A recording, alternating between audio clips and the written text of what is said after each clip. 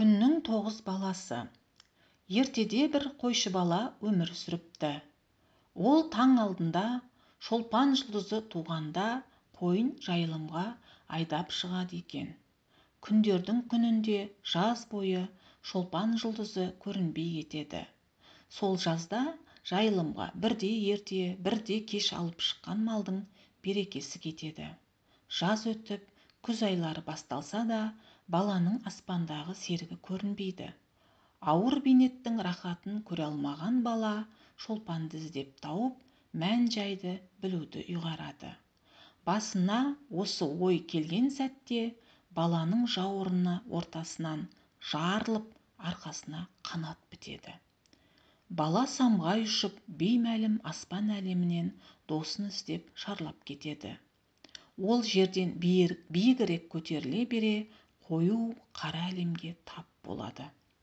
Таң жаңа ғана атты ғой, түн болатындай уақыт өтіп кеткені ме деп таң тамаша болады.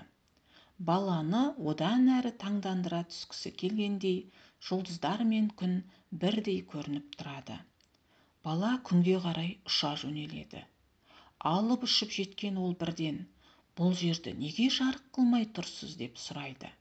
Жымиып күлген күн, жер бетінен келгенін көрініп тұр. Жерде күндіз аспанның көгілдір боп көрінуінің сыры, менің көк сәулемді жердегі ауа жан-жаққа шашып, аспанды көк түске бояған. Жерден ұзап шықсаң, бар әлем қара түске боялады. Себебі мұнда жердегідей ауа жоқ.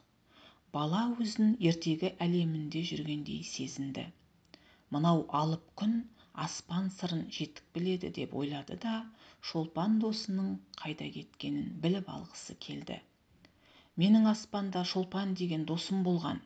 Биылғы жазда ол мүлдем көрінбей кетті. Күз басталды, әлі жоқ. Мен соны іздеп келдім. Мүмкін сіз шолпанды танитын шығарсыз деп сұрады күннен. Шолпанның атын естігенде күн мейірленіп былай деп жауап берді. Менің 9 балам бар. Өзім өте балажанмын. Балаларыма бөлек-бөлек отау тігіп, айналама шоғырландырып қойдым. Қызым Меркурий, көршім. Одан кейінгі үй сен іздеп келген шолпандікі. Ал жер шолпанға көрші. Жердің үйінің артынан Марсқа үй салып бергенбіз. Ұлдар қашанда өзіңдікі ғой, алыста тұрса да жақын боп көрінеді. Сондықтан қыздардың үйінен кейін қатар-қатар Юпитер, Сатурн, Уран, Нептун, Плутон деген ұлдарым қоныс тепкен.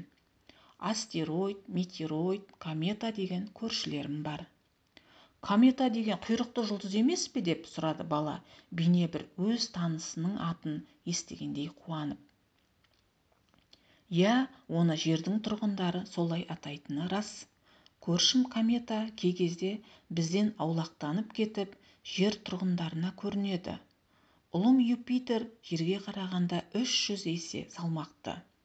9 баламның аяғын жіппен байлап, жіптің ұшын беліме орап қойдым. Балаларым да маған еліктеп, өзара жіппен жалғасқан. Кейде Юпитер екеуміздің тартуымыздан кометаның жылдамдығы артып кетеді де, мен қанша өзіме тартсам да ерік бермей қисық ұшады. Сондай сәтте ол сендерге көрінеді.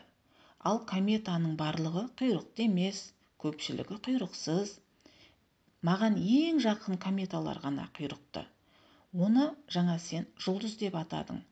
Жұлдыз деуге де болатын шығар, бірақ оларды мен ұсақ денелер деп атаймын. Неге сізге жақын кометалар ғана құйрықты? Кометаның салмағы өте аз. Оның ядросы, яғни басы тозаңдардан, қатты кесектерден, көмірқышқыл газ, аммиак, метан сияқты қатып қалған газ қоспаларынан тұрады.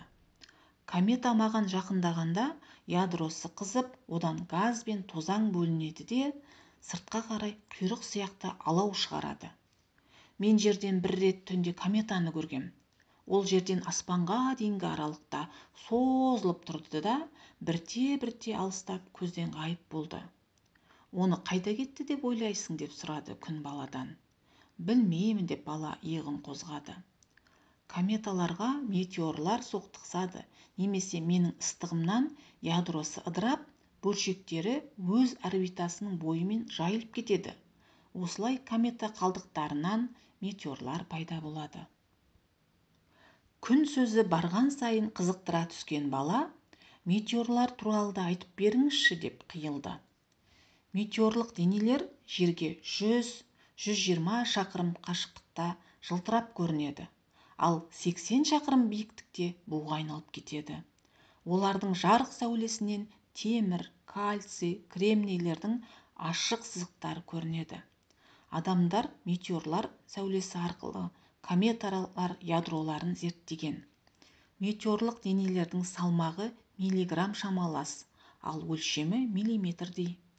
Біздің жұлдыз ағып түсті дейтініміз метеорлар екен-ау деп ойлады бала.